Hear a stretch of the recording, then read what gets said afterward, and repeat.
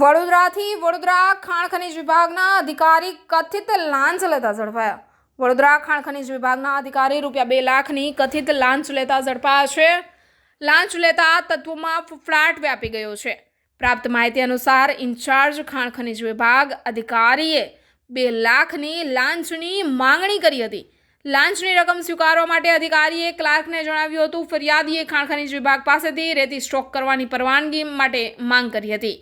પરવાનગી આપવાના અવેજમાં અધિકારીએ ₹2 લાખની માંગ કરી હતી. ફરિયાદીએ સીબીમાં ફરિયાદ કરતા પ્રેમવતી રેસ્ટોરન્ટમાં લાંચની રકમ લેતા ક્લાર્કને ઝડપી લીધો હતો.